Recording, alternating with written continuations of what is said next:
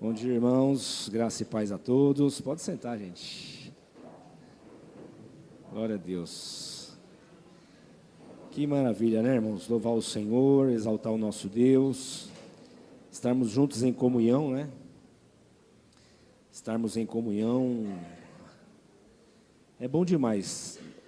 Toda vez que nós nos reunimos, irmãos, seja aqui, né, no domingo, né, com a turma toda aqui, né, Carla? Seja no pequeno grupo, que a gente já tem mais liberdade para falar, para perguntar, né?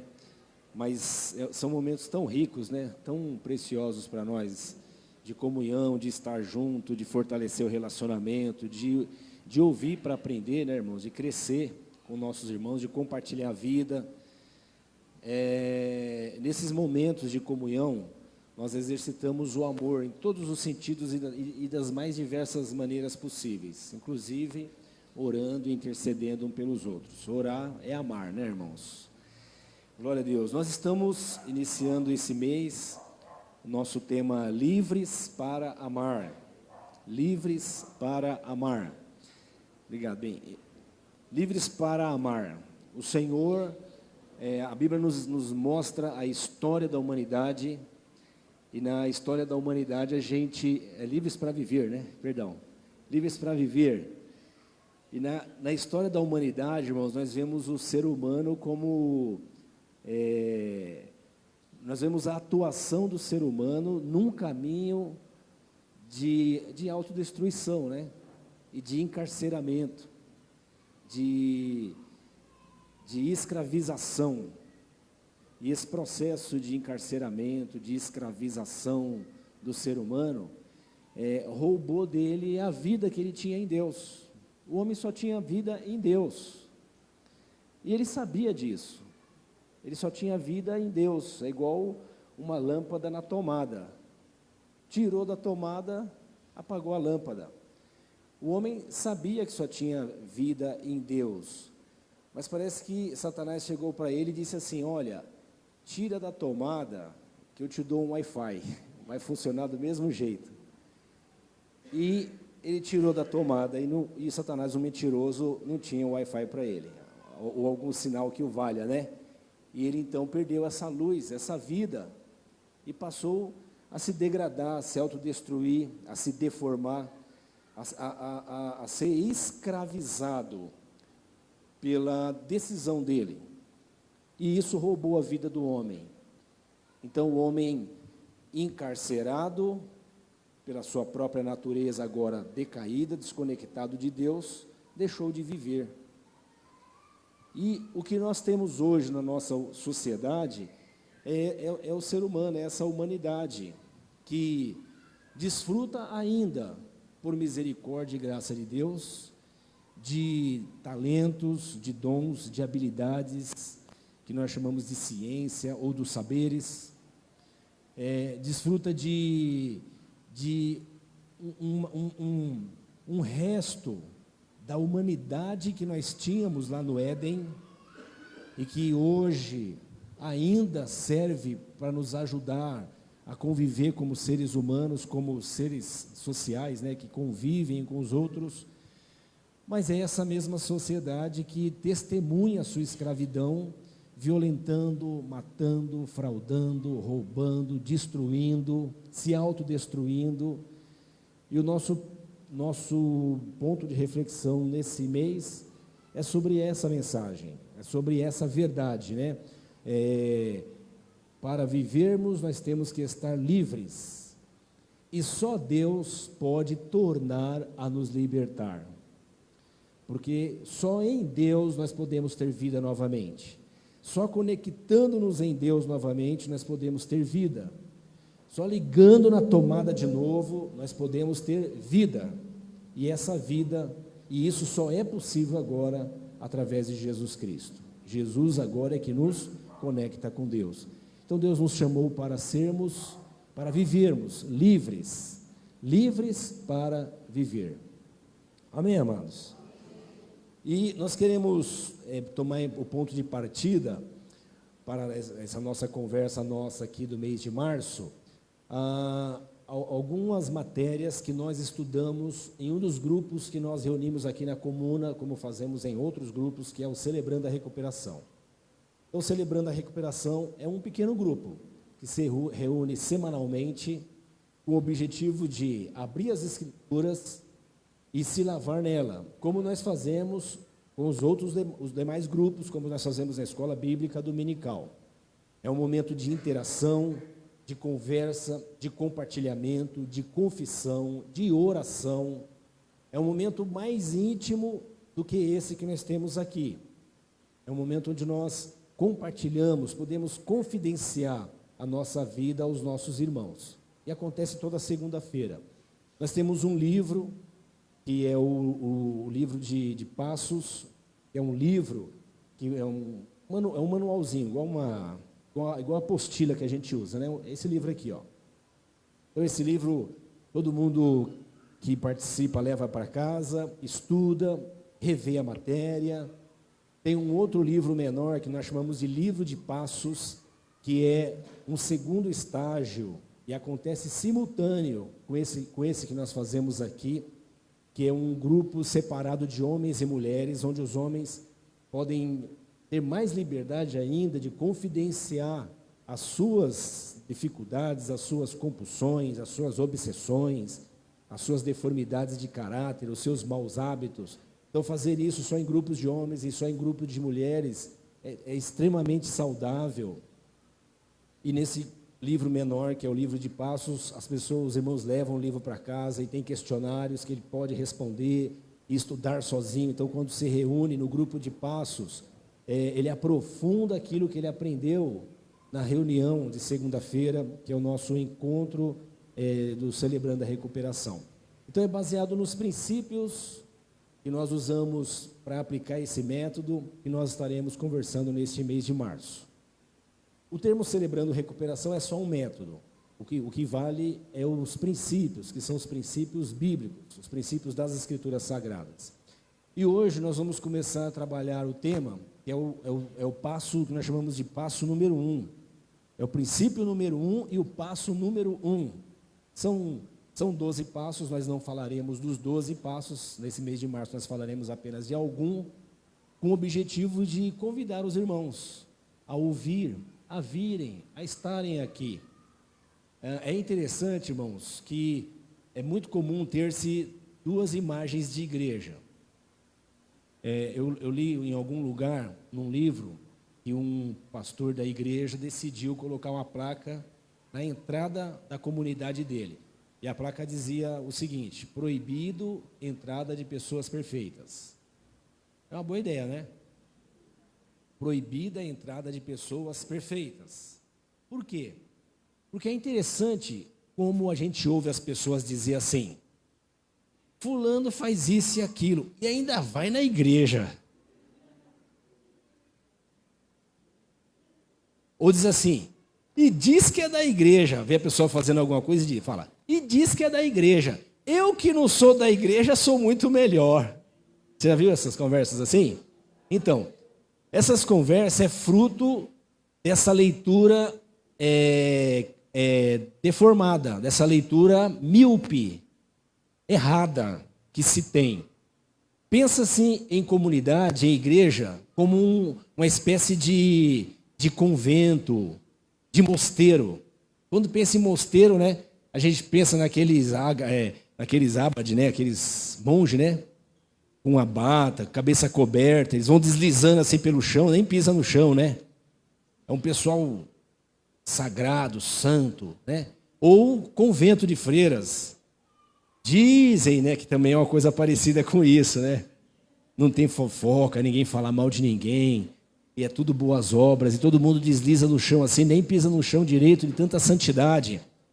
E parece que nós, de alguma maneira, absorvemos essa ideia de que igreja é um lugar que só tem gente perfeita. Bom, se igreja fosse um lugar que só tem gente perfeita, portanto, alcançaram a plenitude da perfeição, ela não seria aqui na terra, né, irmãos? Seria onde habita a plenitude da glória de Deus, toda a glória de Deus, que é no céu, ainda não na terra, mas no céu. E tem uma outra imagem de igreja, que é essa que nós preferimos, que eu prefiro e é a que eu encontro na Bíblia, que é hospital. Você chega, quando Jesus fala assim, e aqui vai uma dica que o Senhor deu para nós, irmãos.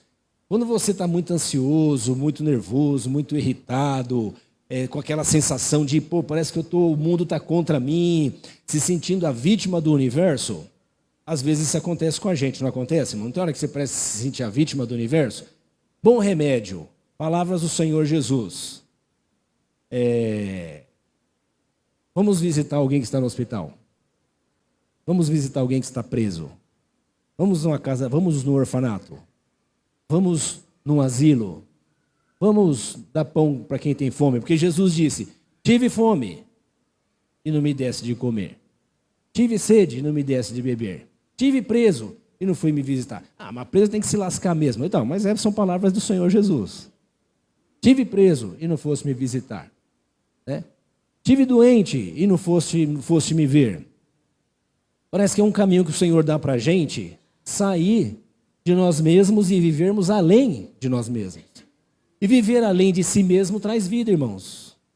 Viver além de si mesmo nos liberta da vida autocentrada e traz muita saúde, muita paz para nós. Quando você está nesse processo de visitação, de ir, de estender a mão, de socorrer, isso cansa bastante. Mas quando você vai orar, você nem lembra de orar por você. Por tanta gente que você está se envolvendo que tem necessidades maior do que a sua. E você está sempre orando por alguém. Não acontece assim com a gente? Né? Então, são conselhos que o Senhor dá para a gente e serve para a nossa vida, né? É um caminho para nós. Mas no hospital é assim. O hospital é um lugar de gente doente. Então, você vai no hospital... É um gemendo, o outro gritando, é outro chegando, sempre tem alguém precisando. Igreja, irmãos, é um hospital. Então tem um que está recebendo alta. Só que nesse hospital você não recebe alta e vai embora. Nesse hospital você recebe alta e fica para cuidar. Esse hospital ele não esvazia, ele só cresce. Ele está sempre recebendo gente. E então a igreja é esse hospital onde nós estamos sempre recebendo pessoas. E são pessoas como você. Alguns irmãos estão mais aperfeiçoados na fé. Olha que bênção. Tem irmãos que você senta com ele, irmãos, que dá gosto de ouvir. Falar. Não dá vontade nem de abrir a boca, só ouvir a pessoa. Palavras de graça, de sabedoria, de profundidade, de entendimento. Dá testemunho que você fala, meu Deus, que coisa maravilhosa. Testemunho de que andou com Deus. Não é de super espiritual. É de gente que anda com Deus. Então, tem irmãos que você senta com eles e são pessoas que são igual crianças que acabou de nascer, né? Você fala com ele em 2 minutos, ele quer te convencer que ele conhece Deus. E que ele define Deus. E que ele sabe todos os segredos de Deus. E que ele controla Deus. Os irmãos lembram de um acidente que aconteceu quando um avião da TAM caiu aqui em São Paulo e foi uma tragédia horrível? Naquele dia eu estava no escritório trabalhando e estava num processo de discipulado com uma moça que havia acabado de se converter. E eu estava discipulando ela. E aí ela chegou e falou assim, Moisés, olha, Deus está me usando demais. Eu falei, meu Deus, quando você ouve essas coisas é terrível. Deus está me usando demais. Eu estou até com medo de orar. Falei, por quê? Ela falou, você não acredita. Olha, irmãos, que coisa incrível. A pessoa, quando está quando tem essa infantilidade, né? É só Deus para ajudar a pessoa a mudar mesmo, não tem jeito. Ela falou assim, olha, eu estava olhando para o céu, e aí vi um avião passando assim, e falei assim, essas máquinas humanas que ficam invadindo o céu de Deus, Deus não deveria deixar acontecer isso. Pois é, e você não acredita, daqui a pouco eu vi o avião sumir. E que avião que era, irmãos? O avião da TAM que caiu lá, ali perto aqui perto do aeroporto, né? Então, uma tragédia, uma coisa horrível. Mas aquilo reforçou na cabeça dela esse sentimento, né? Primário de que eu controlo Deus. E para dizer para ela que o avião não caiu por causa da oração dela? Você acha que eu consegui? Eu falei, irmã, não é assim. Ela é assim sim. Porque eu orei. e o meu Pai me ouviu. Então é assim. Igreja é assim, é um hospital. Que tem esse irmão que acabou de chegar, é uma bênção, mas ainda é um menino, tem esse maduro, tem um que está no meio do caminho. Então nós estamos no hospital. E nessa conversa que nós temos aqui, nós pensamos sempre assim, a igreja é um hospital. Em que lugar você está nesse hospital? Você está entrando? Está na enfermaria? Está na UTI? Você já recebeu alta? Se recebeu, você está tratando como os que estão chegando? E os que estão na enfermaria? E como você está tratando os que estão na UTI? Não é interessante pensar assim? É um hospital. Como eu posso olhar para alguém que está fazendo besteira, né? Então, ontem eu fui passear na casa do irmão nosso aqui, e aí o Benjamin foi no banheiro e foi atrasado. Aí, pai, chega lá, o Benjamin começou a sessão dele antes de sentar no trono. Aí lá vai eu pegar, já pensou eu pegar o Benjamin e falar assim, esse menino agora está fedido, cata isso aqui dele, joga fora e arruma outro. É assim que a gente faz? Nada, você vai lá com o maior carinho e cuida, e né? Depois no final você dá aquele cheiro, tá limpinho, filho, agora você está cheiroso de novo. Não é assim? Pai e mãe é assim, né? Dá um jeitinho. Ué, e como que é na família de Deus? Se não assim? Alguém te chama socorro, quando chama, você chega lá já está fedendo. E aí como é que faz? Não, aqui nessa igreja tem doutrina. E como é a doutrina? Joga fora. Lava o bebê, joga com água e bebê joga tudo fora. É assim que faz? Não. Nós aprendemos com o Senhor Jesus isso. O Senhor veio para os doentes. Então, se você é doente, você está no lugar certo. Se você é doente, seja bem-vindo. Se você é doente, você está na igreja de Deus. Se você é doente, você está na comunidade da fé que deveria estar. Seja bem-vindo, amém, amados? Seja bem-vindo. Você está doente? Seja bem-vindo. Se você acha que você já está pleno da sua cura, você provavelmente vai voltar para o tratamento logo. Calma. Calma, que é assim mesmo. A gente sempre volta para o tratamento quando sente que está se sentindo o máximo, né? Então a igreja é isso, a igreja não é um mosteiro, a igreja não é um convento, a igreja é um hospital. E nesse hospital nós somos tratados pelo nosso pai, pelo nosso irmão mais velho. Esse é o médico dos médicos. E tem os cooperadores, os enfermeiros, que sou eu e você, que vamos sendo tratados e ajudando, e vamos sendo curados, e a cada tempo nós nos sentimos melhor restaurados, e vamos nos sentimos livres para viver. Amém, amados? Esse passo número 1, nós chamamos de negação. E o que é a negação? É algo que acontece com todos nós. Uma definição interessante eu vou ler para você. É um falso sistema de crenças que não estão baseados na realidade. Então, a gente desenvolve um sistema de crenças na nossa cabeça, crenças que vêm da religião, crenças que vêm dos saberes da sociedade, crenças que vêm da formação, crenças que vêm da educação, crenças que nós vamos absorvendo, acumulando, e desenvolvemos sistemas, e baseado nessa crença, nós começamos a negar a nossa realidade. E é impressionante como todos nós lidamos com isso. Me impressiona cada vez mais, cada vez que eu sento com alguém e vamos falar, por exemplo, sobre crises no casamento já no ponto de divórcio. Como é terrível, né, irmãos? É uma tristeza. Só quem passa isso, Deus nos guarde disso. Mas é uma máquina de moer gente. É uma máquina de triturar gente. Divórcio é uma máquina de triturar gente. Mas que, infelizmente, a nossa sociedade continua produzindo e empurrando pessoas para isso o tempo todo. E quando eu digo empurrando, eu explico melhor isso depois. Mas é uma máquina de moer gente. E é terrível quando nesse processo você vai conversar com alguém e aí o casamento já acabou. Ué, mas acabou, é? Mas eu vi uma foto sua no Facebook que você estava beijando, quase assim de língua, assim, sabe? Desculpe o exagero, irmão, eu fico muito emocionado. Eu preciso me controlar. A Deise que fala para mim, fala para mim, amor, se controla, você olha do jeito que você fala lá. Essa semana ela me chamou a atenção de novo. Preciso me controlar. Mas é assim, você vê, é aquela imagem, né? Você fala, nossa, graças a Deus, oh, glória a Deus. Aí na semana você recebe uma conversa, pastor, não deu. Mas e o glória a Deus que eu dei lá? Eu vi no Facebook, é que lá é para a galera ver. Lá é para a plateia ver. E se desenvolve um sistema de negação dentro de nós. Tem um buraco negro querendo engolir a pessoa. Tem um buraco negro puxando ela, drenando vida dela, a vida que o Senhor deu. Acabando, mas a pessoa está negando. Não, vai dar.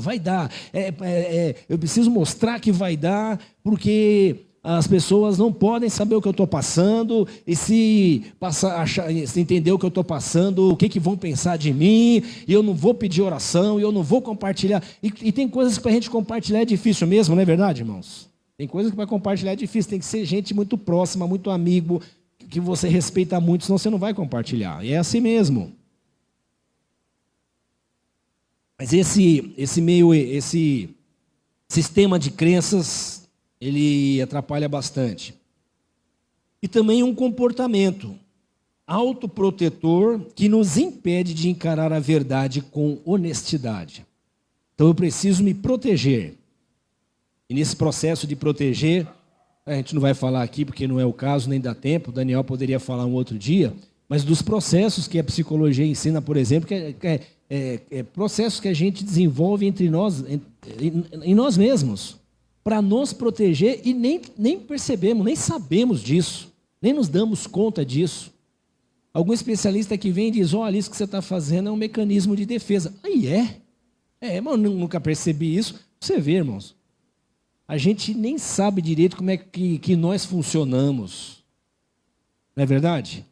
Mas é esse processo. Isso é negação, é um falso sistema de crenças que não estão baseados na realidade e um comportamento autoprotetor que nos impede de encarar a verdade com honestidade. Então, o passo número 1 é libertando-se da negação. Eu preciso me libertar da negação.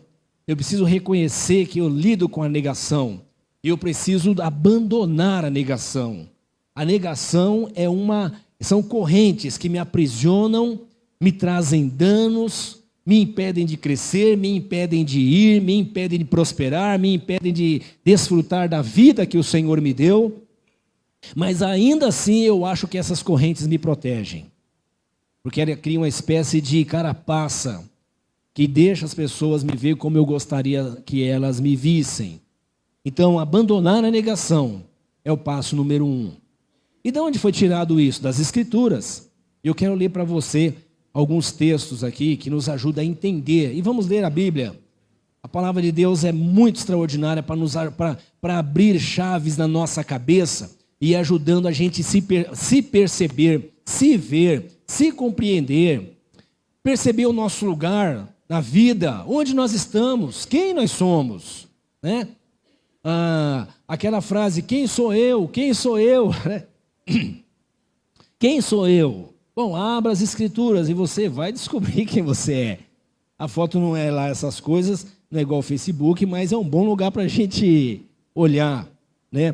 Olha o que o texto bíblico diz, irmãos, abra aí a sua Bíblia, no livro do Gênesis, deixa eu ler com você, Gênesis capítulo 1. E os irmãos já perceberam quantas vezes eu leio Gênesis aqui quando vou falar, né, irmãos? Aliás, Gênesis 1, 2, 3, tem tanta resposta sobre a vida, sobre a existência, sobre Deus, sobre as coisas que nós desconhecemos ou ignoramos. O Gênesis 1, 2, 3 são capítulos que nós podemos mergulhar nele, mergulhar e nunca vamos estar aprofundados nele. Capítulo 1 de Gênesis, irmãos, versículo 26 e 29. 26 e 29. Diz assim: Então disse Deus, capítulo 1, versículo 26. Então disse Deus: façamos o homem à nossa imagem, conforme a nossa semelhança. Bom, alguém pergunta, por que que Deus criou o homem? Né? Outro dia a Bruna fez uma pergunta dessa aqui no nosso seminário de teologia, né? Por que que Deus fez o homem? Ela perguntou de um outro jeito, mas a pergunta no final era essa: por que Deus fez o homem? Já que Deus é Deus e sabia onde ia dar, por que Ele fez?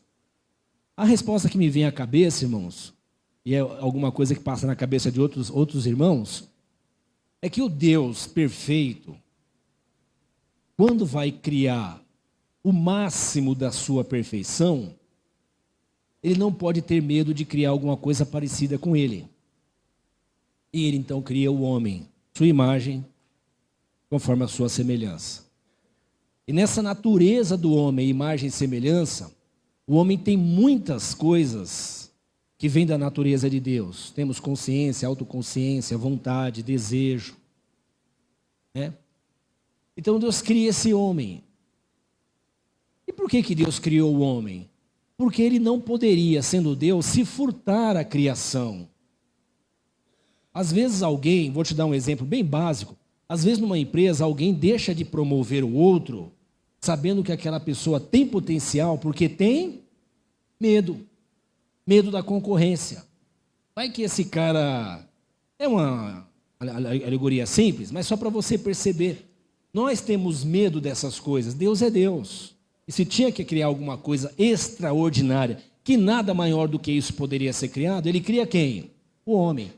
Imagem, conforme a sua imagem, segundo a semelhança, alguma coisa parecida com Ele. E aí Ele dá para esse homem essa capacidade extraordinária. E então, uma das coisas que Ele dá para o homem é liberdade. Nesse tempo o homem era livre. Hoje não. Hoje nós precisamos de vida de Deus para ser livre. De liberdade para desfrutar da vida. Mas nesse tempo o homem era livre. E com essa liberdade, Ele teve a decisão. Hoje não temos mais, mas naquela época Ele teve a decisão de seguir ou não a Deus. E o caminho dele qual foi? Esse que nós vivemos hoje. Seria assim comigo, seria assim com você. A história da humanidade, quando fala de Adão, fala de protótipo, é um protótipo. Certamente o Adão e a Eva foram duas pessoas, mas a ideia geral é um modelo do que todos nós faríamos se estivéssemos lá no Jardim do Éden. Ok, irmãos? Então disse Deus, façamos o homem à nossa imagem, conforme a nossa semelhança. Aí, aqui vem o mandato cultural. Aqui nós chamamos de responsabilidade. Ouça bem. Domine ele sobre os peixes do mar, sobre as aves do céu, sobre os animais de toda a terra e sobre todos os pequenos animais que se movem rente ao chão. Então, domine o homem sobre tudo. Criou Deus o homem à sua imagem, conforme a sua semelhança, a sua imagem Deus os criou. Homem e mulher os criou. Versículo 28, Deus os abençoou, não só criou, Ele agora abençoou o homem. E disse, sejam férteis, multipliquem-se, encham e subjuguem a terra. Domine sobre os peixes do mar, sobre as aves do céu e sobre todos os animais que se movem pela terra. Versículo 29. E disse Deus, eis que lhe dou todas as plantas que nascem em toda a terra e produzem sementes, e todas as árvores que dão fruto como sementes, elas servirão de alimento para vocês. Então parece que nessa fase o homem só comia mato. Então o homem é perfeito, é inteligente, é pleno, está conectado com Deus. Vamos ler lá no capítulo 2, versículo 7. Capítulo 2, versículo 7. Então o Senhor Deus formou o homem do pó. É mais uma narrativa. Do pó da terra, soprou em suas narinas o fôlego de vida, e o homem se tornou um ser vivente.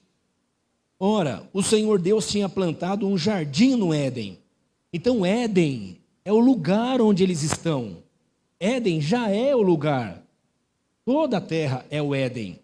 Dentro do Éden, o Senhor planta um jardim. Se o Éden já era fantástico, Deus faz um jardim de inverno, aquela coisa reservada.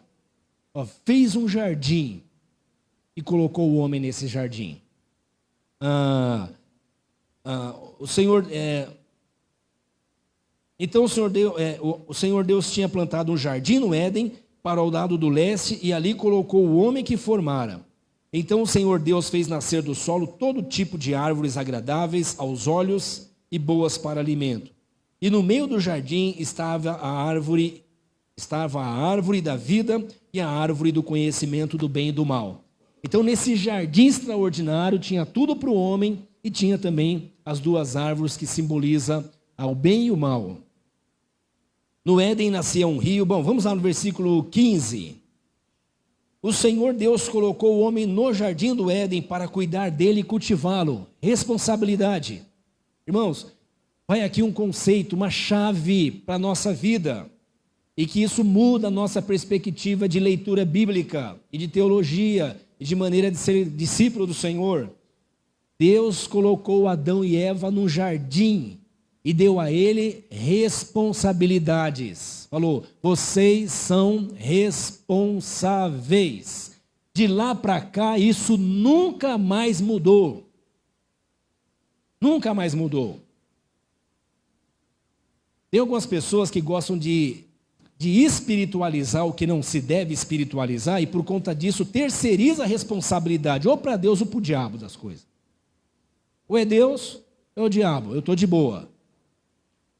Claro que é uma espiritualidade rasa, barata, religiosa e que não confere com o texto que nós estamos lendo. Porque antes da queda o Senhor diz para o homem, você é responsável. Cuide do jardim, cuide dos animais, domine sobre tudo. É a vontade de Deus. Ele já disse a vontade dele. Cuida. Desbarrancou tudo ali, matou um monte de gente, era a vontade de Deus. Deus é soberano, nada acontece fora dele, mas aquilo é responsabilidade dos homens. É responsabilidade. Nós somos responsáveis. Não adianta orar para terceirizar para Deus aquilo que é responsabilidade nossa. O Deus vai nós tínhamos um culto aqui de quinta-feira que ele ficava super lotado. Ficava a gente até, só não ficava na janela porque não dá, mas super lotado. Alguém lembra disso? E nós orávamos pelas pessoas e incentivávamos as pessoas a fazer campanhas. Campanhas no sentido de, fixe uma meta na sua vida, fixe um alvo e vem aqui para as reuniões, nós vamos orar junto com você, nós vamos andar junto com você e nós vamos pôr a mão na sua cabeça. E aqueles que estavam enfermos, a gente punha um óleo na cabeça dele e isso sempre foi muito bom. E a igreja sempre esteve muito cheia nessas reuniões e sempre foi muito abençoado. E nós começamos então a ter um super crescimento dos movimentos neopentecostais, que são essas igrejas focadas na prosperidade e na teologia da batalha espiritual. As igrejas neopentecostais têm como garoto propaganda Satanás. Eles precisam do diabo para sobreviver, porque eles têm que criar produtos contra o diabo. É igual inseticida, produtos para antidiabo.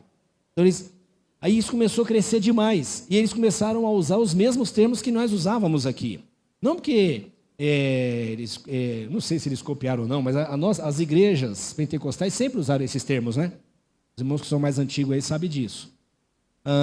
Aí, por conta disso, nós falamos para os irmãos, nós vamos mudar os nossos termos. Não vamos usar mais o termo campanha e uma série de outras coisas. Por quê? Para que as pessoas não nos confundam com esse movimento. Que esses movimentos não pregam o evangelho de Jesus, a graça, o reino, a salvação, o reino de Deus, a salvação. Eles pregam um outro evangelho. E paramos de fazer essa abordagem. Sabe o que aconteceu? A reunião de quinta-feira acabou. Hoje ela virou reunião de oração e vem 3 irmãos em cada reunião de oração. Oh, maravilha! Por que será que é assim? Bom, nós transferimos a reunião de quinta-feira para segunda-feira. e começamos a fazer uma outra abordagem. Não acabamos com a reunião de cura e libertação. É que a reunião de cura e libertação agora, a gente deu um outro foco, responsabilidade. Vamos sentar, vamos abrir a Bíblia e ver onde nós precisamos mudar, ao invés de ficar só falando para Deus, Deus, muda aqui, muda lá, só terceirizando, sabe? Senhor, muda meu casamento, não. Senhor, muda meu marido, muda minha mulher, muda meu filho, muda meu gerente, muda meu diretor, muda o Brasil. Esse mundo é uma desgraça, muda todo mundo, Senhor. Nossa, eu que sou o cara. Então, na segunda-feira, a gente vem aqui para olhar para as Escrituras e assumir as nossas responsabilidades. Senhor, me muda. E para isso não tem óleo, não tem banho de óleo, não tem nada, senão abrir as Escrituras e olhar para a nossa responsabilidade. Então, nossa reunião de cura e libertação agora é nas segunda-feira. Amém, irmãos? Pode vir. E o texto, então, continua dizendo, o Senhor Deus ordenou ao homem, coma livremente de qualquer árvore, mas não coma da árvore do conhecimento do bem e do mal, porque o dia que dela comer, certamente morrerá. Ainda a partir do versículo 18. Então o Senhor Deus declarou, não é bom que o homem esteja só. Farei para ele alguém que o auxilie e lhe corresponda. Então o texto bíblico diz que Deus já havia concluído, não é legal o homem ficar sozinho. Mas ele queria que o homem chegasse nessa conclusão. E o homem tem responsabilidades para chegar nas conclusões da vida dele. Há muitas conclusões que nós chegamos que tem a ver com reflexão, com lidar com responsabilidades. Então o Senhor diz assim para ele, depois que formou da terra todos os animais do campo e todas as aves do céu, o Senhor Deus trouxe o homem para ver como esses lhes chamaria. E o nome que o homem desse a cada ser vivo, esse seria seu nome. Então o homem começou a catalogar cada animal e dar nome nominar cada animal. Assim o homem deu nome a todos os rebanhos domésticos, às aves do céu e a todos os animais selvagens. Todavia não se encontrou para o homem alguém que o auxiliasse e correspondesse. Então, no exercício da responsabilidade do homem, enquanto o homem estava cumprindo a sua responsabilidade, trabalhando, ele fechou o seu relatório e falou, todos os animais e as aves têm uma parceira, tem um casal, eu estou sozinho. Ele chegou à conclusão que ele estava só. E ele sentiu necessidade de alguém. Olha que Deus bom. O homem concluiu que tinha necessidade de alguém. Todavia não se encontrou para o homem alguém que o auxiliasse e lhe correspondesse. Então o Senhor Deus fez o homem cair em um sono profundo, e enquanto ele dormia, tirou-lhe das costelas, fechando no lugar a carne. Com a costela que havia tirado do homem, o Senhor fez uma mulher e levou até ele. E disse o homem, esta sim é o osso dos seus ossos e carne da sua carne. Ela será chamada mulher, porque do homem foi tirada. E é por isso que o homem deixa seu pai e sua mãe, une-se à sua mulher, e eles se tornam uma só carne. Então, nesse texto, nós vemos a história do homem, belo, perfeito, extraordinário, que tem uma responsabilidade, e agora ele tem essa missão. E no capítulo 3... nós vamos lendo a história da queda, quando Satanás entra no jardim e começa a fustigar o coração da mulher, e a mulher ao do homem, e ambos se rebelam contra Deus, e ambos têm o desejo de ser como Deus, e quando eles fazem isso, eles perdem o relacionamento com Deus, eles quebram a comunhão com Deus, eles rompem o relacionamento, eles perdem a vida que nós estávamos falando inicialmente. E esse homem agora fica deformado. Esse homem deformado sou eu. Esse homem deformado é você. E essa condição nossa, em si só, por si só, essa leitura bíblica, por si só, anuncia para mim e para você que nós precisamos de cura. Não, pastor, mas eu já tenho Jesus. Glória a Deus. Nos vemos lá no céu.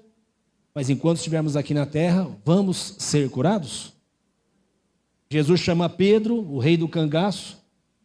Quando Jesus chama Pedro, ele vem riscando a faca no chão, né? Ele é o cangaceiro. Quando Jesus vai ser preso, dizem que ele quis acertar a cabeça do Malco lá e erra, pega só a orelha. Alguém diz que ele era tão bom que cortou só a orelha mesmo. Jesus pega a orelha do homem, põe no lugar e fala: Pedro, quem usa a espada morre pela espada. E esse Pedro, rei do cangaço, quando vem para a caminhada com Jesus, com o tempo vai tirando a roupa de cangaceiro, vai vestindo uma roupa de amor, de misericórdia, de compaixão. Esse Pedro que é aquele cara que contesta e peita todo mundo, porque ele diz: o que eu tenho que falar, eu falo na cara mesmo. Ele vai se exercitando no amor, na misericórdia, na compaixão. Esse Pedro que bate no peito e fala: eu me garanto. Começa a se humilhar diante do Senhor e na caminhada ele vai virando gente, como Jesus chamou eu e você para ser. E na sua morte ele glorifica a Deus. E hoje nós lemos os textos de Pedro e ficamos boquiabertos dizendo como um ser humano pode mudar tanto. E ele pôde mudar porque ele estava no caminho, ele estava no hospital com Jesus. Ele pôde mudar porque ele estava sendo tratado por Deus, ele estava sendo curado por Deus. Eu e você precisamos de cura. Mas se eu nego isso porque eu sou pastor? Não, eu sou conselheiro, eu tenho palavra de sabedoria, eu já tenho nem sei quantos anos eu tenho de crente. Rodado. Bom, você pega tudo isso, compara com esse texto bíblico que nós acabamos de ler, e a resposta que eu tenho é: você precisa ser curado, Moisés. Você precisa ser tratado, e é todo dia. E esse tratamento só vai acabar o dia que Jesus te levar ou que tocar a trombeta. Pronto, fora isso você vai ser tratado. Estava ouvindo dois pastores conversando e um deles falando de um amigo que estava prestes a morrer. Na semana que ele morreu, um estudioso da Bíblia foi ao quarto e trouxe para os seus dois amigos um livro desse tamanho, grosso desse jeito. Porque ele estava estudando. E a coisa que ficou na cabeça dos dois pastores mais novos foi: por que o pastor está estudando? Vai morrer. Mas é assim. Conclusão que eles mesmos chegaram. Quando nós amamos a Cristo, nós queremos experimentar Ele e da sabedoria dEle e do conhecimento dEle até a última gota de vida que nós tivermos nesse corpo. E depois que deixamos esse corpo, estamos finalmente, plenamente com Ele para saber como Ele é e ver como Ele é, e assim como Ele é, nós também seremos. Então está lá o homem pronto para morrer, mas o desejo dele é: eu quero conhecer Deus, eu quero me lavar na palavra de Deus, eu quero entender melhor esse negócio do Senhor. Eu e você fomos chamados para isso. Isso deveria dar para nós essa tranquilidade, essa serenidade de dizer: eu posso falar com irmãos aqui que são preparados e maduros e compartilhar minhas fraquezas com ele, minhas necessidades, meus defeitos de caráter, minhas compulsividades, e orar com eles e me lavar na palavra com eles, para que amanhã eles mesmos olhem para mim e digam: o Senhor seja louvado, Ele está mudando a sua vida. Amém, amados? Esse princípio número 1 que nós chamamos, ele tem uma fala que é assim: reconheço que não sou Deus. Reconhecer que não... Irmãos, olha, quando você diz eu reconheço que eu não sou Deus, você está dando um passo extraordinário. Porque nós só temos cara e jeitão de humilde. Por dentro nós somos deuses. A gente que manda tem que ser do nosso jeito. A gente é tão assim que quando ora a gente decreta, declara, determina, fala para Deus como Ele tem que fazer. E se Ele não faz ainda fica bravo com Ele. E sempre que a gente acha que Deus é injusto, a gente não tem cara para falar com Ele, mas a gente quer morder Ele. Não consegue, morde o chão, morde o beiço, esmurra o chão e diz: ó Deus, o Senhor está vendo. Já aconteceu isso com vocês, irmão? De achar que Deus é injusto? Quem aqui já achou que Deus é injusto? Vamos lá, só para ver os pecadores. Quem já achou que Deus é injusto? Injusto mesmo, assim. Você falou assim: o Senhor está sendo injusto. Irmãos, Mas quando o evangelho chega em nós, ele começa a quebrar esse ídolo que nós temos dentro de nós. E o ídolo que nós temos dentro de nós, que é a nossa idolatria amor, é esse, eu mesmo. Eu sou idólatra. E aí quando eu encontro Jesus, ele começa a quebrar essa minha idolatria, dizendo: Moisés, você não é nada, você não está com nada. Reconheço que não sou Deus, admito que sou impotente para controlar minha tendência de fazer coisas erradas. Você tem tendência de fazer coisas erradas? Sim? Vamos ver se isso está na Bíblia, hein? E que minha vida está fora de controle. Não, comigo não, fiz um curso de liderança. Eu consigo planejar meus 10 anos que vem ainda. Não, isso é bom e você deve fazer isso, isso é necessário, faça isso mesmo. E você vai descobrir que isso é bom para te nortear e vai descobrir que é só isso, mais nada. Você não controla nada, nem o ar que você respira. Você não controla nem o seu processo digestivo. Você não controla o que passa na sua cabeça? Você não sabe se você acorda amanhã? Não é assim, irmãos? A gente não sabe nem se sai daqui hoje.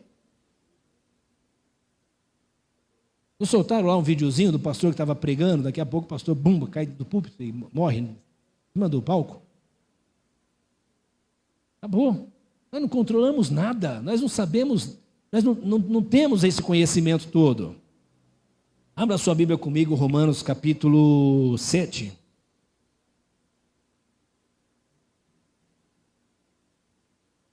Romanos 7, versículo 18. Sete, 18, diz assim: sei que nada de bom habita em mim, isto é, em minha carne é meu corpo, né? Paulo sempre que fala de carne aqui, ele está falando de natureza, né? Está falando minha natureza, esse meu jeitão de ser, né?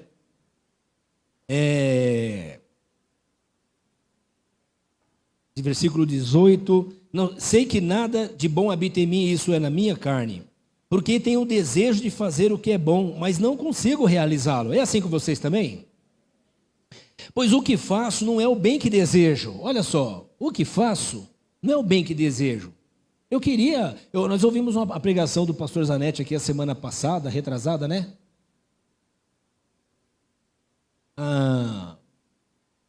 Saímos daqui pensando, né, irmãos? Precisamos perdoar. Aí você fala, a partir de hoje, mas é agora, vou perdoar. Só que, seus crentes, mas o mal que não quero fazer, esse continuo fazendo. Ora, se faço o que não quero, já não sou eu que faz, mas o pecado que habita em mim. Veja que Paulo não está dizendo assim, eu sou uma vítima do universo. Ele está dizendo, o pecado que habita em você é mais do que um pecado, é você. Você é esse pecado. Então ele está dizendo, eu não me ponho como a vítima do universo, o que eu posso fazer? Ele está dizendo, você não tem jeito. Ele está dizendo, Paulo está dizendo, eu não tenho jeito. Por causa da queda, ele desconectou de Deus, ele perdeu vida. Ele perdeu a luz de Deus. Ele agora também é um idólatra. Ele está falando da natureza humana, né? Ora, se faço o que não quero, já não sou eu quem o faz, mas o pecado que habita em mim. Assim, encontro essa lei que atua em mim. Quando quero fazer o bem, o mal está junto de mim. No íntimo do meu ser, tenho prazer na lei de Deus. Mas vejo outra lei atuando nos membros do meu corpo, guerreando contra a lei da minha mente, tornando-me prisioneiro da lei do pecado que atua em meus membros. Ele está dizendo, olha, na minha mente, na minha compreensão, eu entendo que eu preciso obedecer a Deus, mas na minha natureza, no meu corpo, nos meus membros, preste atenção aqui, irmãos, no meu olhinho, no meu ouvidinho, nas minhas mãozinhas, na minha natureza, eu entendo que eu devo obedecer a Deus, mas a minha natureza é um princípio que age em mim. A lei de Deus está dizendo, Moisés, não.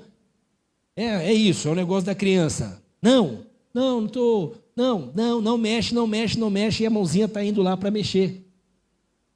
Paulo está dizendo, olha, isso está me controlando, eu sei que eu não devo fazer, mas isso está me controlando. E por que Paulo está falando isso? Só para nos trazer a consciência de que nós temos que abandonar a negação e assumir, nós somos deformados. Como eu posso julgar você se eu sei quem eu sou? Como eu posso apontar para você se eu sei quem eu sou? Muita coisa ninguém sabe de mim, mas eu sei, e isso é suficiente. É isso que Paulo está falando. Paulo está falando, esquece a plateia, esquece o Facebook, eu falo aqui só para vocês entendem, né? Esquece. O assunto é você e o Senhor. No final, quando eu me encontrar com o Senhor, não vai ter nenhuma argumentação. Senhor, que o Senhor não conheceu meu pai. Senhor, o Senhor me deu aquele marido, no meu caso, aquela esposa. O Senhor me deu aqueles filhos. Não vai ter essa conversa. O assunto é eu e o Senhor. E eu vou estar despido, eu não vou ter argumento. Ou ele verá o sangue de Cristo em mim, ou não haverá salvação. E se o sangue de Cristo estiver em mim lá, ele trouxe transformação em mim, aqui, agora, na vida que eu levo hoje. Senão isso não é evangelho, é religião. E o passo número 1 é eu deixar de negar. Não, como é que eu posso falar com os irmãos? Como é que eu posso dizer para os irmãos que eu tenho falhas? Eu sou um homem de Deus. Ora, e quem não é que nasceu de novo, quem não é? Eu sou uma mulher de Deus. Ora, e quem nasceu de novo, quem não é uma mulher de Deus? O negócio do vaso, não vaso, isso aí, eu sou um vaso. E quem não está em Cristo, que não é um vaso, e quem deixou, está fora de Cristo também é um vaso, diz a Bíblia, e vaso para desonra. Então eu preciso deixar de negar isso e lidar com a minha natureza. Deixar de procurar culpados e responsáveis e assumir a responsabilidade. O Davi pecou e disse, Senhor, eu pequei, somente eu pequei. Ele não tinha internet para ficar vendo pornografia e ficar alimentando a pornografia dele. Ele não tinha compulsividade por pornografia. Ou tinha? Não sei. Mas quando ele peca, ele fala, Senhor, eu pequei. Eu pequei, o Senhor me perdoa. Por favor, não tira de mim, só não tira de mim o teu Espírito Santo, senão eu vou morrer. E devolve a alegria da salvação, porque o pecado ele consome. A compulsividade, irmãos, é algo que aprisiona. É um instrumento usado para lidar com a ansiedade. A ansiedade é essa necessidade de se antecipar às coisas para resolver elas, ou sentir a dor antes que elas cheguem. Então eu preciso me ocupar de alguma coisa para descarregar, para drenar esse sofrimento, essa minha dor. E aí eu vou para um comportamento compulsivo, obsessivo. E esse comportamento é coisas que são pequenas, começam pequenas, e vão se tornando grandes. E vão me dominando, e quando eu sei que é uma compulsividade e está se tornando essa obsessão, vai me controlando, eu estou controlado agora. Quem não gosta de comprar algumas coisas, né? Certo, não é, irmão? O avaro que não, né? O avaro não.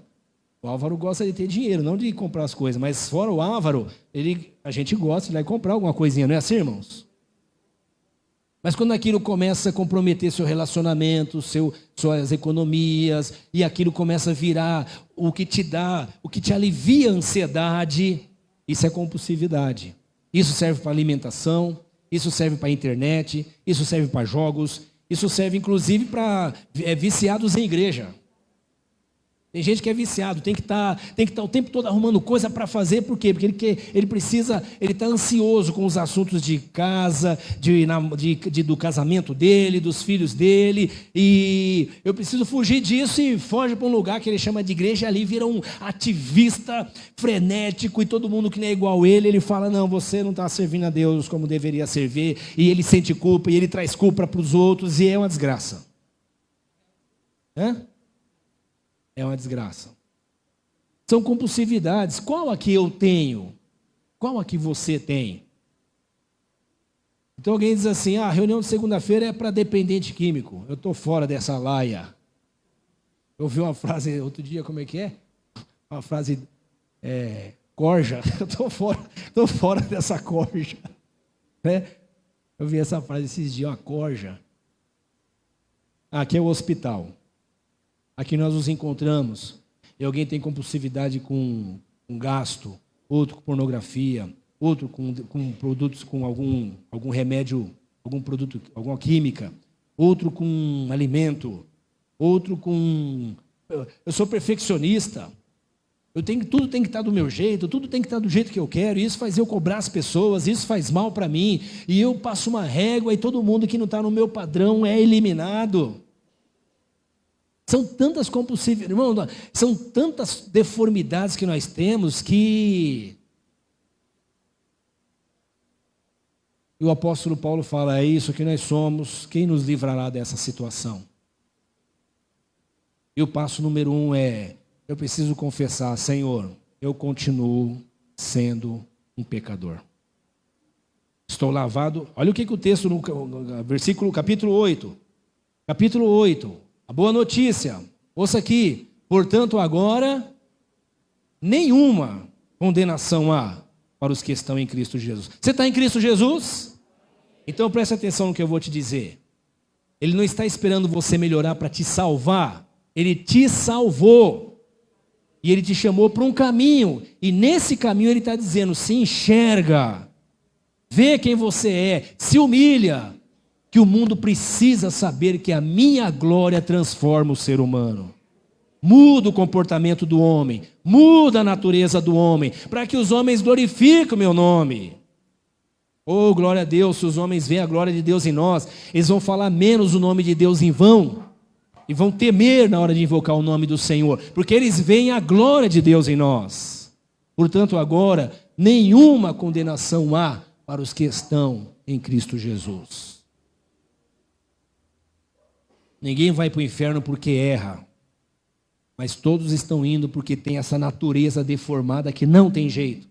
Mas quem está em Cristo, o apóstolo está dizendo, não há condenação para os que estão em Cristo Jesus. Porque por meio de Cristo Jesus, a lei do Espírito de vida me libertou da lei do pecado e da morte. Amém, amados? Eu estou livre. Aí você vai para uma reunião, para um happy hour, para um churrasco de amigos lá da onde você convive. Você vai para um lugar lá... E alguém insiste com você que você tem que beber, que você tem que usar alguma coisa, e você diz, eu sou livre, cara, eu posso fazer isso. E a minha liberdade é que eu posso dizer, não, eu não estou possuído, eu não tenho mente lavagem cerebral, eu tenho responsabilidade, na minha responsabilidade eu digo, não. Mas e aquela natureza que te aprisionava? Então, eu estou sendo liberto dela dia a dia, porque eu estou numa caminhada aí. E nessa caminhada tem uma VAP do Evangelho, uma lavadora do Evangelho, que é a Bíblia, que ela vai me lavando. E cada dia meu cérebro vai mudando. Minha natureza vai mudando. E coisas que você viu eu fazer alguns anos atrás, eu não faço mais hoje. E não é porque eu virei bom, é porque eu descobri que eu não presto mesmo. E Cristo está mudando a minha natureza. Amém, amados? Vou encerrar lendo um texto aqui em Hebreus.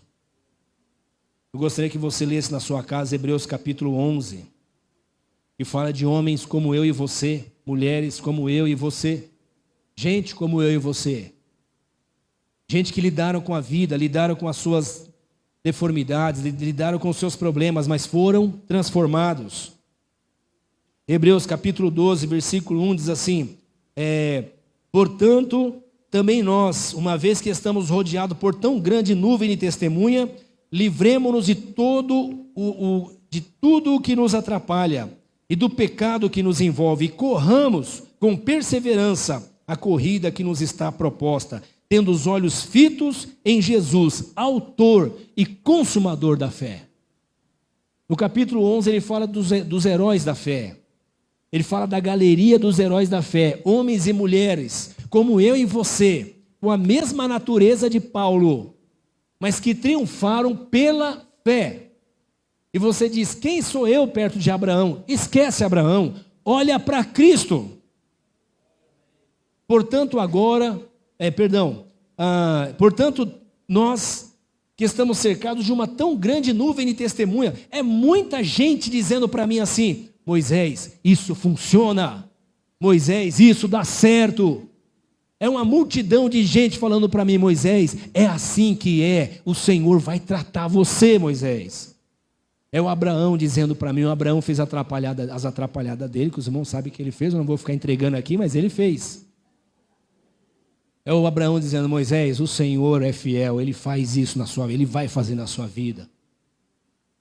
É Noé dizendo, Moisés, continua pregando, isso dá certo, continua pregando, não desiste que isso dá certo. São os heróis, os homens de Deus, as mulheres de Deus, o Senhor dizendo isso, funciona. E eles triunfaram porque eles tiveram fé.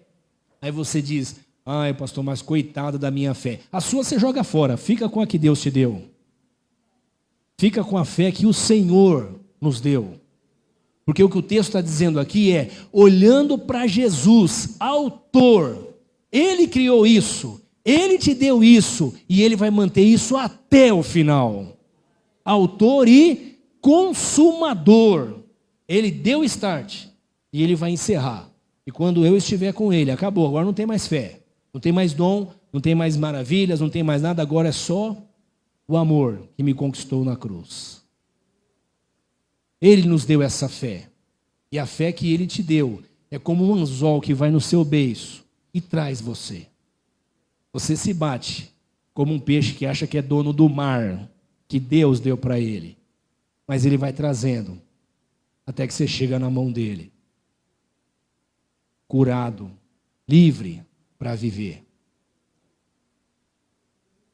Quando eu e você assumimos nossas responsabilidades e nos lavamos na palavra, os nossos relacionamentos são restaurados. Nossas emoções são restauradas.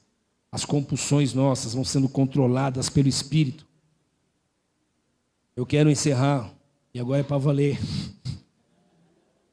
com o anagrama, que é negação. Negação. N de negar. N. Negar danifica os sentimentos. Cuidado. Não fique reprimindo seus sentimentos com medo dos outros e dizendo, Deus me libertou, quando você sabe que não. Assuma a sua natureza, os seus sentimentos e entrega isso nas mãos do Senhor para que Ele te cure. E você não vai precisar ficar represando nada. Essa represa traz danos para nós.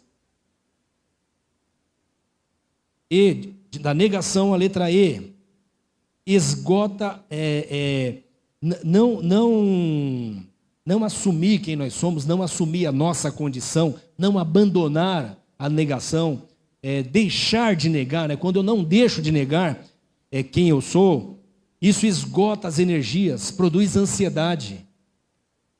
Então essa ansiedade que vai consumindo a gente, quando nós ouvimos a palavra vem e mostra para nós qual é o nosso ponto de desequilíbrio. E aí, pastor, e agora eu vou me lavar na palavra. Há pessoas que você vai pedir para você, ora por mim, para Deus tirar essa minha nervosismo. Eu vou orar por você, mas pode ter certeza, o Senhor vai tratar o seu nervosismo. Fora o que for remédio, o médico vai dar, fora isso ele vai tratar, não tem outro jeito. Não tem botão para apertar em nós e falar, nossa, olha, agora eu estou sereno. Você está reprimindo, o Hulk vai aparecer já de novo. E na hora que o Hulk aparecer, ele vai trazer dano. Irmãos, a gente tem que se arrepender, mas precisa ter consciência. Eu não posso toda hora estar, irmão, desculpa, eu enfiei o dedo de novo no teu olho, irmão. Então, você enfiou, né? Dá para você se arrepender? A Bíblia diz que aquele que se arrepende e deixa, abandona. Por que abandona? Senhor, por favor, eu estou como Paulo, me limpa, me lava. Negar a nossa condição nos afasta de Deus e nos afasta do próximo. Quando eu nego a minha condição, me afasta de Deus, eu sinto distância de Deus, viro um legalista, me afasta do próximo. O próximo é sempre culpado, eu nunca sou, eu sou a vítima do universo. Causa alienação sobre o próximo, aumenta a nossa dor. Ou coisa boa, irmãos, é você orar e falar com Deus, ó, vomitar toda a tranqueira que você tem dentro de você. Não é bom demais? E Ele não se surpreende com você, Ele sabe quem você é. Senhor, não retire de mim o Teu Espírito Santo. A negação nos cega. A negação nos cega. Mas o Senhor nos chamou para sermos livres, para viver. Vamos viver, irmãos? Vamos viver. Viva, começa a sua vida, amplie a sua vida, se aprofunde na vida que o Senhor tem te dado. Ore, clame ao Senhor, fale com Ele, confesse o seu pecado. E o Senhor continuará fazendo a obra nas nossas vidas. Vamos orar? E eu quero te convidar para estar conosco na reunião de segunda-feira. Compulsividade de tudo que é tipo, né? Tudo que é tipo. Eu quero orar com você. Feche os seus olhos. Senhor, nós te louvamos por esse tempo que o Senhor tem nos dado, por sua graça, por sua palavra. Obrigado, Senhor, por nos lembrar de novo quem nós somos, a nossa natureza, onde caímos e onde devemos voltar, Senhor, para sermos levantados por Ti. Obrigado, Senhor, por nos lembrar que, como os Teus servos do passado, nós somos também homens, que temos natureza caída, e fracassos, e falhas, e deformidades, e pecados, e comportamentos autodestrutivos. Mas nós queremos nos lavar na Tua palavra, Senhor. E Te glorificamos, pois recebemos do Senhor a fé poderosa, a fé que o Senhor nos deu, o instrumento que o Senhor nos deu, a chave que o Senhor nos deu, para sermos transformados e chegarmos até o final, Senhor, dessa caminhada, dessa jornada, triunfantes para a glória do Seu nome, porque o Senhor nos sustentou e nós assumimos as nossas responsabilidades. Senhor, venha nos curar, Senhor amado, dos ressentimentos, dos traumas, das dores, da ansiedade que tenta nos devorar e que é, Senhor, impulsionada pela nossa sociedade consumista, pelo capitalismo, pelo padrão nosso de sociedade, Senhor. Senhor, venha operar libertação em nós. Nós queremos desfrutar abundantemente da vida que o Senhor nos tem proposto em Cristo Jesus. Lava-nos, Senhor, na Tua palavra. Lava-nos, ó Deus, e seremos mais alvos do que a neve. Purifica-nos, Senhor, a cada dia. Que a Tua palavra seja lentes novas para o nosso olhar, filtros novos para o nosso ouvido. Que a Tua palavra, Senhor, seja a nova consciência que domina nosso ser e a nossa natureza. Que a Tua palavra encarne em nós, Senhor, trazendo cura, saciedade, paz, serenidade. Que a Sua palavra nos sustente, Senhor, nesses dias de adversidade, nesse mundo de aflição. Nós pedimos isso para a Tua glória, em nome de Jesus. Amém.